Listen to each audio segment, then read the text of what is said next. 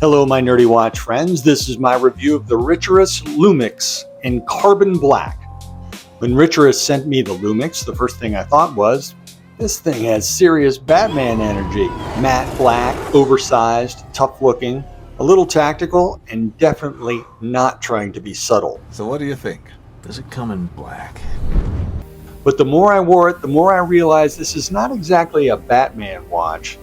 It's more of a Two-Face watch. One side of this watch is really good. The watch head, the case, the dial, the lume. It's really cool. But the other side is the strap. And unfortunately, that is where things get a little scarred up. Richurus sent me this watch and I don't have to send it back. But as always, the opinions are mine. Let's start with the good side of the face. The LUMIX looks tough, and not in just a styling only kind of way. The case is matte black, 316L stainless steel, the dial is real carbon fiber, the crystal is sapphire and has 100 meters of water resistance.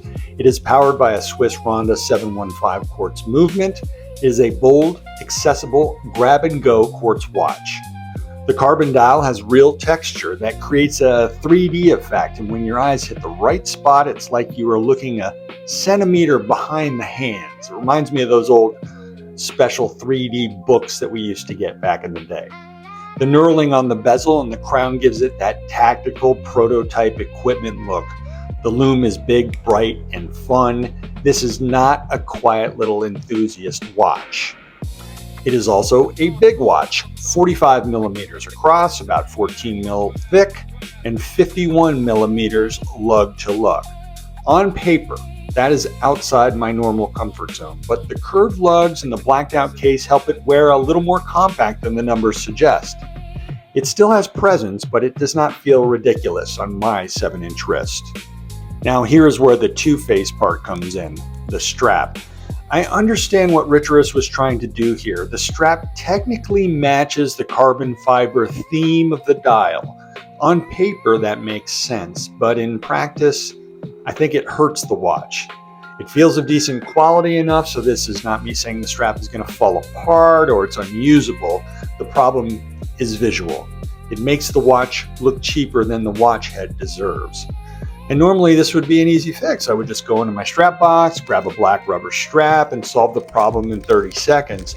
But the LUMIX has a 25 millimeter lug width. My biggest strap is 24, so the strap matters more here than it would on a normally 20 or 22 mil watch, because this is not a casual strap swap situation for most people, I suspect. I think the question is, if we have brands out there that are charging $300 for a quartz watch and limit you to one specific band choice, shouldn't they at least ship another band along with the watch? I would say in today's market, yes. That is the fix here. I'm not saying Richurus needs to redesign the LUMIX. The watch head is doing its job. But with a non-standard lug width, the strap choice becomes part of the core product, and you have to nail the strap from the factory or include a second option in the box. A tough black rubber strap would make sense. A clean sailcloth style strap would also look good. Even a simple matte resin strap a la G-Shock would probably let the carbon dial be the star instead of trying to compete with it.